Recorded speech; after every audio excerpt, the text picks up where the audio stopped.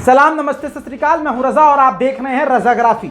इस रिपोर्ट में यूक्रेन और रशिया का सब कुछ आप अपडेट जानने वाले हैं, लिहाजा इस रिपोर्ट को पूरा देखिएगा ताकि आपको कहीं और दौड़ने भागने की जरूरत ना पड़े और आसान जबान में लेटेस्ट वहां पर क्या चल रहा है आपको पता चल जाए विद प्रूफ। दोस्तों, सबसे बड़ी खबर आपको बताऊंगा, उसमें यह है, जो पहली बड़ी खबर है वो ये है कि सबसे ज़्यादा जो पाबंदी अब पूरी दुनिया में किसी देश पर लगी है तो अब रशिया हो चुका है। जी हाँ, इतिहास लिखा जा चुका है, ईरान से भी ज़्यादा अगर किसी देश पर पाबंदी लगी है तो अब रूस है। रिपोर्ट आपको दिखा देता हूँ। रिपोर्ट के मुताबिक ये आप ग्राफ देख लीजिए, सबसे कम पाबंदी क्यूबा, उसके बाद Myanmar, Venezuela, north Korea, Syria, Iran और अब रशिया। जी हाँ, रशिया पर सबसे ज़्यादा पाबंदी लगी है और आपको बता दूं कि ईरान के मुकाबले तो सबसे ज़्यादा है। आपको बता दूं कि रूस पर पाबंदी लगने से जाने अनजाने में ईरान को कहीं ना कहीं फ़ायदा हो रहा है और आगे भी होने वाला है। लगातार रूस पर पाबंदियां बढ़ती जा रही हैं, लेकिन रूस झुकने को और रुकने को तैयार नहीं है। आपको बता देता हूं कि 22 फरवरी तक ये जो आपको डार्क रेड एरिया दिख रहा है रूस वाले कॉलम में, उतने पाबंदियां थी, लेकिन 22 फरवरी के बाद उसके ऊपर जो आप लाइट रेड कलर देख रहे हैं, हल्का लाल, वो सारी पाबंदियां इतनी ज़्यादा 22 फरवरी के बाद लगी हैं और लगातार ये बढ़ती जा रही हैं। अगर आंकड़ों की बात करें तो रूस पर अभी तक 5532 पाबंदियां लग चुकी हैं और इस वक्त ईरान पर 3616। दोस्तों, अब मैं बात करूंगा यूक्रेन के प्रेसिडेंट ज़ेलेंस्की की। उन्होंने अब सारी बात खोल कर रख दी है सामने, जैसे कि मैं आपको पहले ही बता चुका था और ये बात क्लियर कर चुका था साफ साफ कि इस जंग में अगर सबसे बड़ा हाथ है, यूक्रेन को जंग में झोंकने में सबसे बड़ा अगर हाथ है तो वो अमेरिका का है और इस वक्त अमेरिका पीछे हट चुका है। लेकिन आप नहीं मानेंगे ना, ठीक है। अब आपको बयान बताता हूं कि ज़ेलेंस्की ने कहा क्या है। यूक्रेन के प्रेसिडेंट ने बड़ा बयान देते हुए अपने चैनल पर एक बड़ी बात कही है। उन्होंने कहा है कि पिछले 13 दिन से हम सिर्फ यूरोप के वादे सुन रहे हैं, बड़े बड़े देश सिर्फ हमसे वादे कर रहे हैं। 13 दिन से सिर्फ हम यही सुन रहे हैं कि हम आपको जहाज देंगे, हम आपको फाइटर जेट देंगे, हम आपकी सुरक्षा के लिए पूरी तरह से तैयार रहेंगे। लेकिन 13 दिन हो गया है, किसी ने हमको जहाज नहीं दिए हैं। वो देश जो हमारी मदद के लिए सबसे ज़्यादा आगे थे, अब वो नज़र नहीं आ रहे हैं। इसका मतलब दोस्तों इशारा किसकी तरफ है? क्योंकि सबसे ज़्यादा मदद देने वाला अमेरिका है, सबसे ज़्यादा उकसाने वाला अमेरिका है। अमेरिका के ही कहने पे यूक्रेन चल रहा था, अब हवा निकल गई है।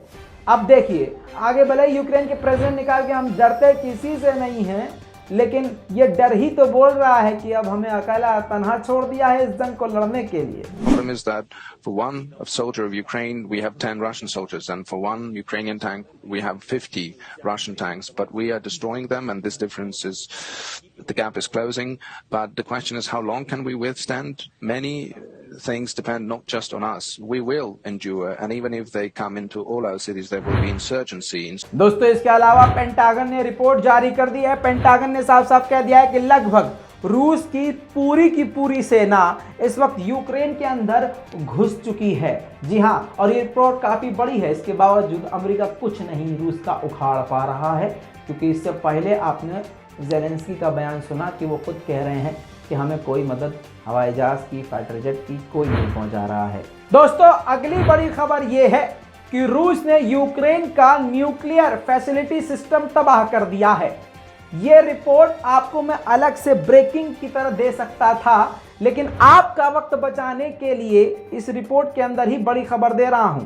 दोस्तों, IAEA एक ऐसी संस्था जो न्यूक्लियर पावर प्लांट पर नजर रखती है, उनके चीफ ने इस बात की जानकारी दी है और सारी दुनिया के लिए अपडेट आ चुका है कि रशिया ने यूक्रेन के न्यूक्लियर प्लांट पर अटैक करके लगभग उसको पूरा तबाह कर दिया है, काफ़ी बड़ा नुकसान पहुंचा है। दोस्तों, दूसरी तरफ रूस का भी भैया नुकसान हो ही रहा है। अब ऐसा तो मैं गोदी मीडिया की तरह करूंगा ही नहीं कि सिर्फ मोदी जी की तारीफ ही दिखाता रहूं और चुनाव में मोदी जी को जीतता दिखाता रहूं। देखिए, हमारा चैनल आपकी दुआओं से चलता है, किसी के चंदे से नहीं। खैर, कोई हमको ऐड देता नहीं और अगर ऐड देगा भी तब भी हम उसकी बात करेंगे नहीं। दूसरी बात यह है कि अब भाई साहब आप अपनी आंखों से खुद देख लीजिए, यूक्रेन ने अब बड़ी बात कह दी है। यूक्रेन ने कहा है कि हमारे तरफ से बड़े हमले भी किए गए हैं, जिस हमले में रूस के कमांडर और मिलिट्री जनरल भी मारे गए हैं। इससे पहले भी यूक्रेन ने क्लेम किया था, लेकिन रूस ने छुपाने की कोशिश की थी। हम आपको दोनों तरफ की बात बता रहे हैं, बिल्कुल हकीकत बात बता रहे हैं। लिहाजा हमसे ये उम्मीद ना करें आप कि हम गोदी मीडिया की तरह किसी एक का पक्ष लेंगे। दोस्तों, हाल दुनिया का ऐसा है जैसे बिल्ली के गले में घंटी बांधेगा कौन। सबकी सिट्टी पुट्टी गुम हुई पड़ी है, सबकी बोल नहीं सकते हैं, हाँ पड़ी है। समझ रहे हो? समझ रहे हो आप? समझ रहे हो? समझ तो गए हुई हो। हाँ, अब हम बताएं आपको, यूके यानी इंग्लैंड ने कहा है कि अगर पोलैंड फाइटर जेट देता है यूक्रेन को तो हम उसका समर्थन करेंगे। समझिए, ससुरा खुद मदद नहीं कर पा रहा है। देखिए कितना बड़ा क्या है, समझ सकते हैं, फिल इन द ब्लैंक्स।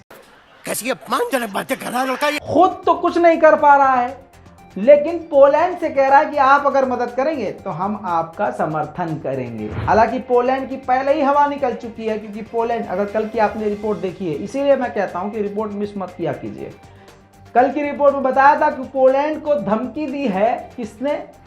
रूस ने, और कहा है कि अगर ऐसा कुछ किया, या जहाज या फाइटर जेट किसी भी तरह से मदद यूक्रेन को पहुंचाई, तो माना जाएगा कि तुम भी जंग में शामिल हो। जी हाँ, जिसके बाद पोलैंड शांत बैठ गया।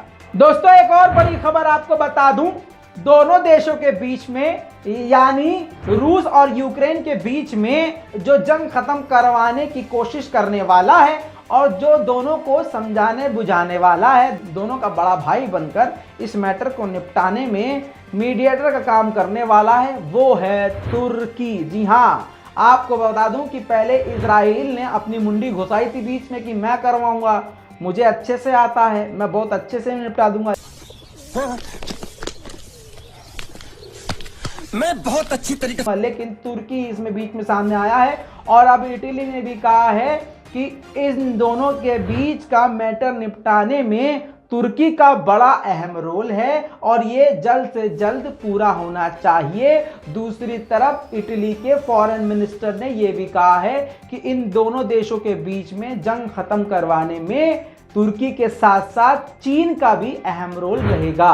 दोस्तों, ज़ेलेंस्की अब फूट रहे हैं धीरे धीरे और अंदर की चीजें भी अब सामने आ रही हैं। हालांकि मैं आपको पहले ही समझा चुका था, लेकिन आप सुनते तो है नहीं मेरी, हैं? अब समझ लीजिए। अब ज़ेलेंस्की यानी यूक्रेन के प्रेसिडेंट ने कहा है कि मदद कीजिए हमारी। मदद तो खैर मांग ही रहे हैं, लेकिन उन्होंने कहा है कि अमरीकी जेविश हमारी मदद करें। जूइश मतलब यहूदी, यहूदियों से मदद मांगी है, समझिए। इसीलिए इजराइल पहले से ही, फिर बोल रहा हूं, इजराइल पहले से ही यूक्रेन की मदद कर रहा है और अपने दरवाजे इजराइल के खोलकर वहां के लोगों को, यूक्रेन के लोगों को लेके जा रहा है, बुला रहा कि आइए। इसीलिए फिलिस्तीन के लोग यूक्रेन के खिलाफ हैं और रूस के साथ हैं कि ससुरे ने हमारे तो घर पे कब्जा किया हुआ है, इजराइलियों ने रहने की जगह नहीं है, और तो और ये और बंदे लेके आ रहे हैं, वो भी यहूदी, और उनको बसाएंगे। अब अमेरिका सपोर्ट खुलकर नहीं कर रहा है, इसी वजह से तो अमेरिकी यहूदियों से ज़ेलेंस्की मदद मांग रहे हैं। दोस्तों, सुनने में आपको ये छोटी बात लग रही है, लेकिन अब अगर आप समझदार हैं तो समझिएगा कि मामला अंदर भी बहुत खराब हो चुका है। ज़ेलेंस्की ने यह भी कहा है कि जो रशिया कर रहा है वो नाजियों वाला बर्ताव है। जो जर्मन नाजियों ने पूरे यूरोप के साथ किया था, वो रूस मेरे साथ कर रहा है, यानी यूक्रेन के साथ कर रहा है। बहरहाल आगे बढ़ते हैं। देखिए, 100 सुए खा के बिल्ली हज को चली, वो वाला हाल जो है इजराइल का है।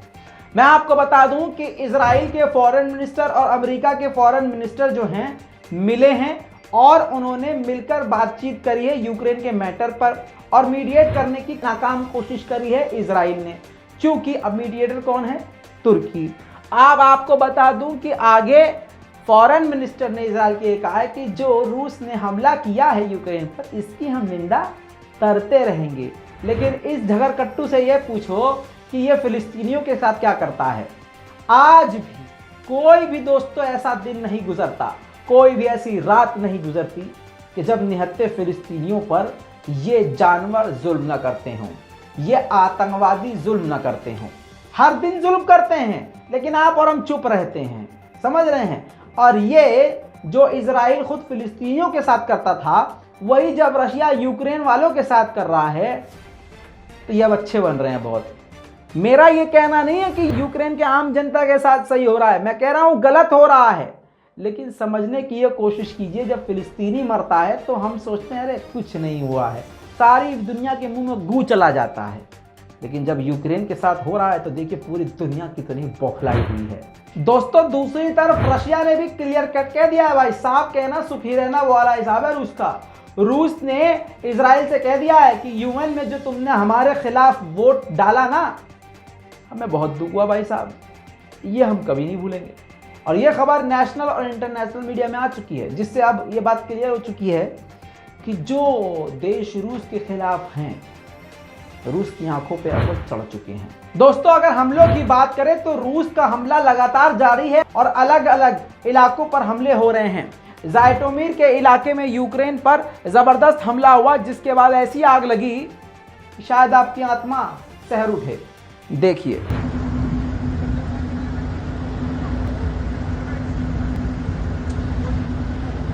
दूसरी तरफ टक्कर यूक्रेन भी दे रहा भाई। यूक्रेन ने एयरक्राफ्ट रूस का इंटरसेप्ट करके मार गिराया।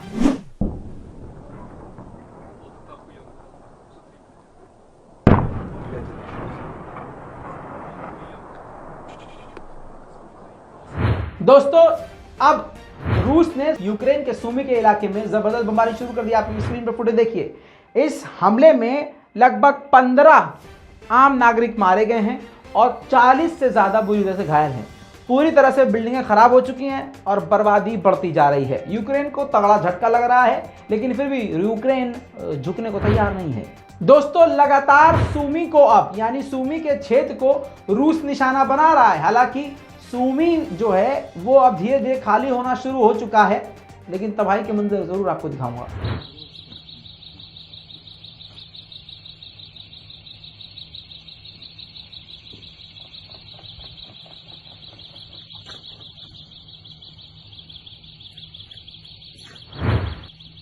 सूमी के इलाके में रशियन टैंक घुसकर सीधा सामने यानी फ्रंट पर ही फायर कर रहे हैं। आवाज के साथ सुनिए।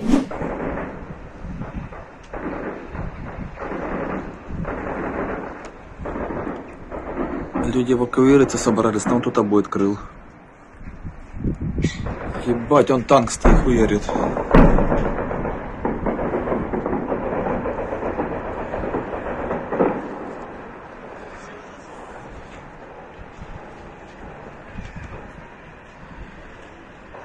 Танк стоит, херачит.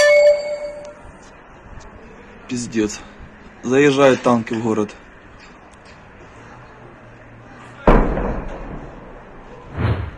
दूसरी तरफ अमेरिकी हथियारों से, एंटी टैंक मशीन गनों से और एंटी टैंक मिसाइल सिस्टम से यूक्रेन लगातार सामना कर रहा है। देखिए Огонь, огонь! РПГ заряжай! Заряжай второй, матерый! इतना ही नहीं दोस्तों, रूस के टैंक आम शहरी इलाकों में घुसने के बाद अब आम लोगों की गाड़ी को निशाना बना रहे हैं। आम लोगों की, सिविलियंस की गाड़ी को। देखिए ये गलत है, जो गलत है भाई सो गलत है। देखिए स्क्रीन पर सामने से टैंक आ रहा है, इधर से सिविलियंस की गाड़ी जा रही थी और सीधा उस कार को उड़ा दिया गया।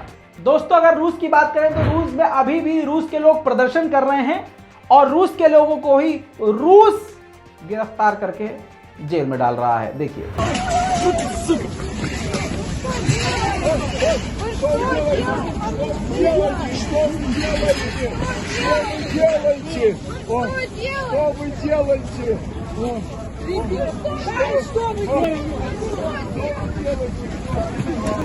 दोस्तों इस पूरी रिपोर्ट पर आपकी क्या राय है, अपनी राय कमेंट में लिखिए और इंतजार कीजिए हमारी अगली रिपोर्ट का। हर अपडेट आपको इसी तरह से देता रहूंगा, लगातार देता रहूंगा। मैं हूं रजा और आप देख रहे हैं रजाग्राफी। जय हिंद।